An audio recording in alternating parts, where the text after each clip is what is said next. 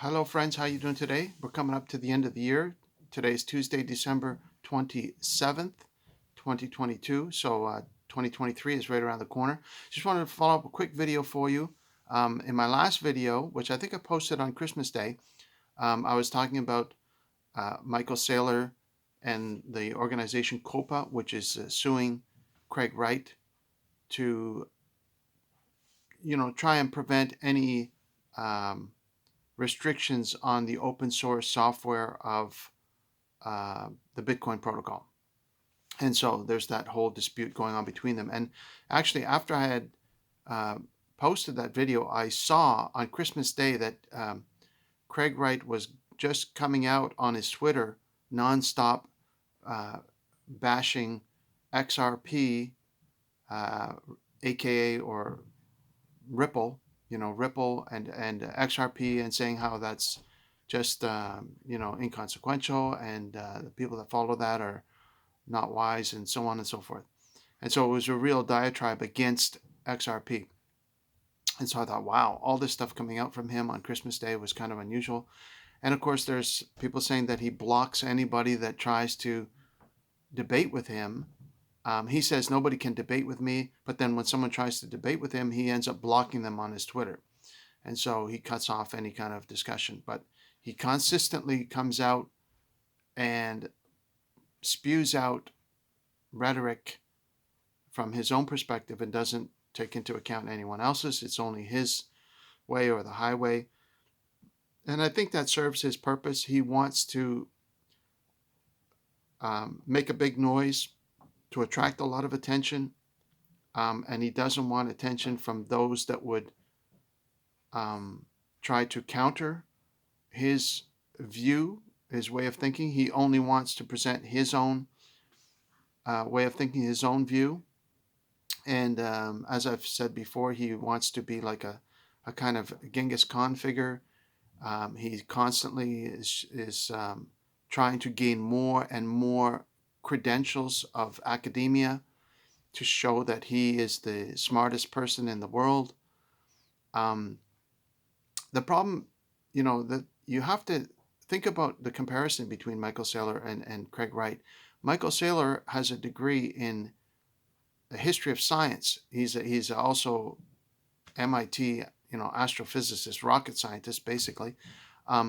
But even though Michael Saylor has a degree in the history of science, together with his knowledge, he has wisdom. So he is able to extrapolate what he's learned and apply it to other dimensions of history. And he's able to apply it to the current day that we're living in, and he's able to extrapolate it out into the future. With, obviously, it's a prediction. It's not set in stone. Anytime you're dealing with the future, you don't know for sure whether you're going to be right or wrong. But you know what I mean, right? Michael Saylor has a deep understanding of the history of science and the developments of different types of technology, and then is able to compare that to things that we've seen in our lifetime, whether it's the development of the light bulb or the development of the smartphone or what have you. And he's able to offer very valuable insights, which is demonstrated by the success of his enterprise software company, MicroStrategy, that they've been able to serve many different customers in dealing with data and whatever the applications are. I don't even know what MicroStrategy does, but they serve a large clientele of people, and he's been very successful in doing that. And that shows the wisdom that he has. Now, the difference, Craig Wright has a ton of knowledge similar to Michael Saylor, but unfortunately, Craig doesn't have the wisdom to go with it. And what you end up left with is you end up with trivia. So Craig Wright has a huge knowledge of trivia, but trivia without wisdom, the person ends up becoming a bore, right? They end up becoming full of all this head knowledge, but they are unable to apply that to be able to serve humanity. They're unable to channel that into any benefit to society.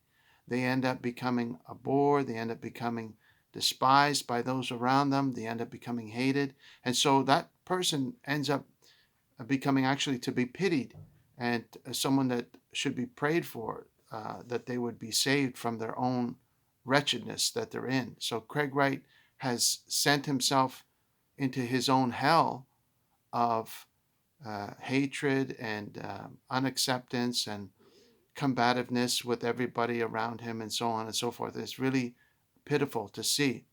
Whereas Michael Saylor has already gained for himself a heritage of service to many, many people through his company and through benefiting either those people that have invested with him, who've achieved a manifold return on their investment with him. If you look at the history of his success in business, and I unfortunately don't think we will be able to say the same for Craig Wright, to look at the end result in history. If we're to project out 50 or 100 years from now, what will be the legacy of those two men? I think you'll see a very big contrast between the two of them. Craig Wright would predict that he will be the ruler of the entire universe by that time, and they will be making monuments to him and statues all over the world to his great achievements of, just beyond anything that's ever been achieved before. And they'll name countries after him and cities and so on and so forth. That's what he would expect to happen. And I have a hard time seeing that as happening. I think it would be the opposite. I think he will end up going down in infamy, and his name will be associated with failure, deception, and let me just put it this way. There was a book I read many years ago called Rampaging Bulls. It was very instructive. It's about people that you have to really be careful from, because they're so convinced in their idea, right? Their idea, that they will draw in anybody close to them and say, "Oh, you got to invest in this thing." It's that kind of, you see it in Ponzi, you see it in MLM, you see it in different areas of life where somebody is so convinced, this is the greatest business ever, and I'm not asking for any money, but this is this is just and they are so enthusiastic, these rampaging bulls. I forget the author of the book, but that the people around them just throw money at them. They're like, "Oh yeah, I want to be a part of what you're doing," and then when it blows up and it comes to nothing, they don't take any responsibility themselves, because they feel like this was the most sensible thing. They're convinced of their own. They're going off the end of a pier. They're just going out into oblivion, and they take many, many people with them. You could say maybe it's like a Bernie Madoff thing, or a Sam Bankman-Fried thing, that they're so convinced at the time that it's going to work, and they don't realize at the time. I can't try and describe what the book described, and I think there are some parallels to that in the life of Craig Wright. I'm going on too long, but I wanted to just give you that little follow-up. And but really, why I wanted to make this video, not so much about that, because I'm not going to spend any more time talking about Craig Wright. I think that it's already been made clear, especially by this last blow up against XRP, that he has no intention of having honest debate, that he has tunnel vision. He's going out and he's all in. This is it. He's just going all in. And however many that he can gain to his side in his last hurrah, he's just firing everything that he's got left to go. As I said, he's going all in. And I think those that follow with him will be sadly disappointed. But I think he's a person to be pitied, and I should pray for him that he would. I pray that he will succeed somehow in his own happiness in life without harming too many people. I'll just leave it at that. So I won't talk about him anymore. I'll leave that.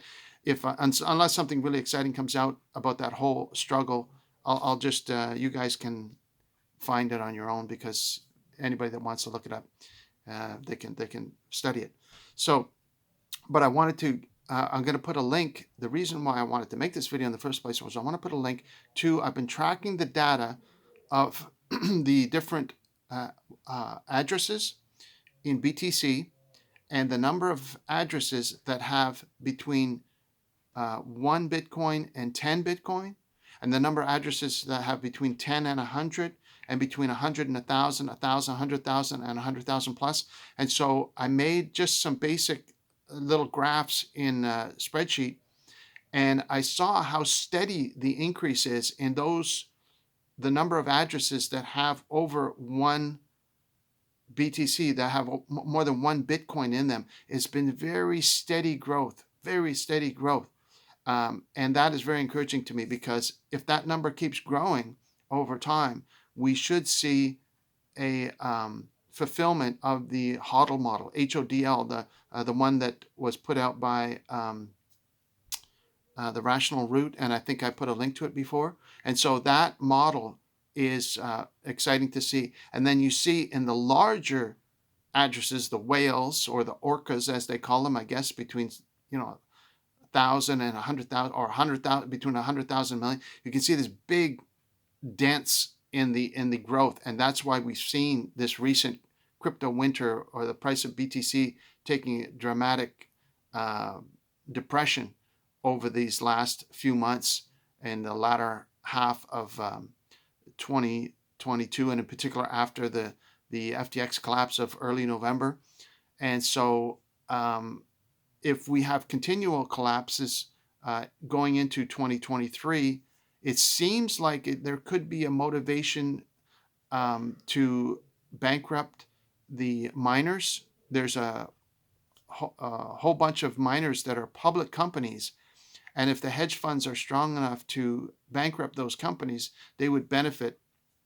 If they're all short, they've sold all those shares, they don't have to pay them back. It's all straight profit for them.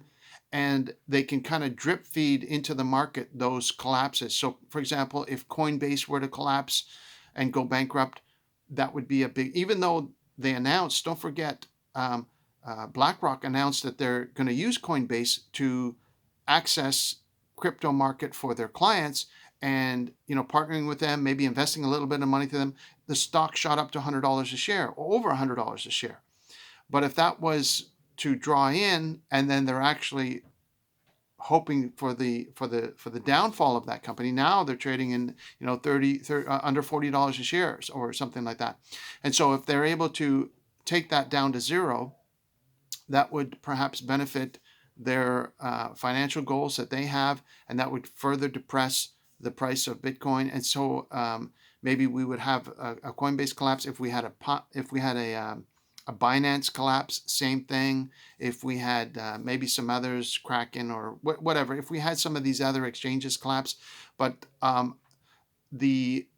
by depressing the price of Bitcoin, these miners would not be able to prosper, and you would have a huge short opportunity, just like we saw in the cannabis market. The cannabis public market was a short opportunity from the beginning. It was hyped up, and it was just a continual degradation into zero. All the major public cannabis companies were essentially short opportunities. And it's similar right now for the mining companies. They've all been short opportunities. So they're all, down by a factor of what have you. They're down 50, 60, 70, 80, 90% down. Marathon, Hive, Bitfarm, all these mining companies, they borrowed money to buy hardware at ridiculous interest rates. They'll never be able to pay those back from the profits. When they mine any Bitcoin, they have to immediately sell it to maintain their operations. And so it seems like that may be the motivation for that particular area of the market, that they want to keep the price of Bitcoin depressed until that serves their purpose. However, that being said, to see this slow, steady growth in these smaller addresses over time.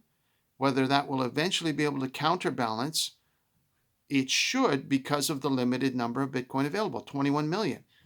You're never going to have more than that. So over a long enough time frame, that should ricochet, rebound, or you have an elastic effect when it finally does get released, when the hedge funds finally drain as much out of the market as they can, and they've sucked all the profit out on the downside. We should see a snapback. That could happen maybe in 2024, so maybe at the end of 2023. And I think that would drive out a ton of people out of the market as well, because if you've been holding Bitcoin for so long and the price goes from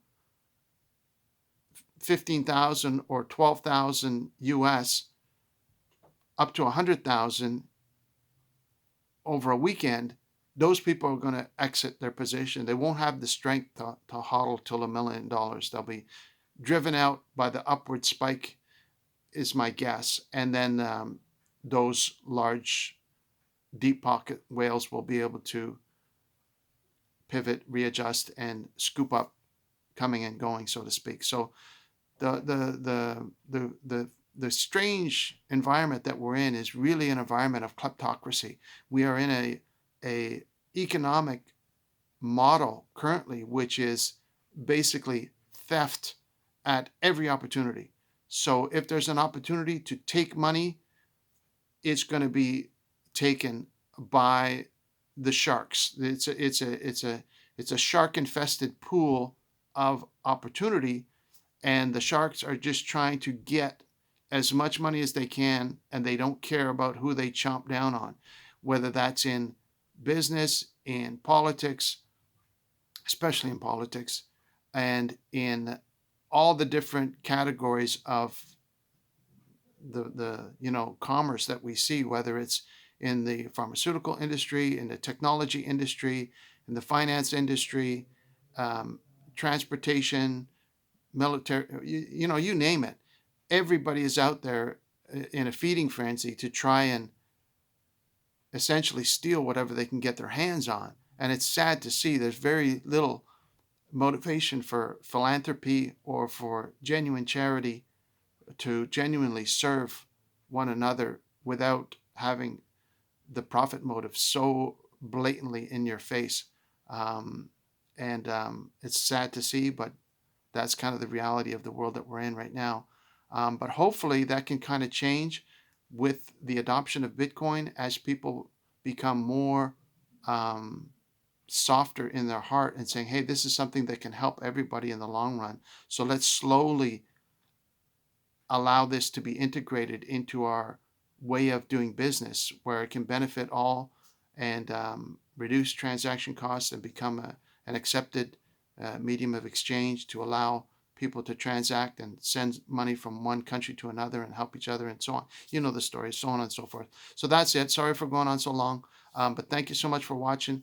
That's my update for today, and I pray you have a good end of the year. Maybe I'll give one more update before the end of the year, but hopefully I'll talk to you again soon in 2023.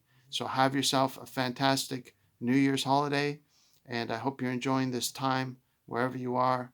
God bless you very much, and hope to talk to you again soon, okay? Take care of yourself. Bye-bye now. Thanks for watching.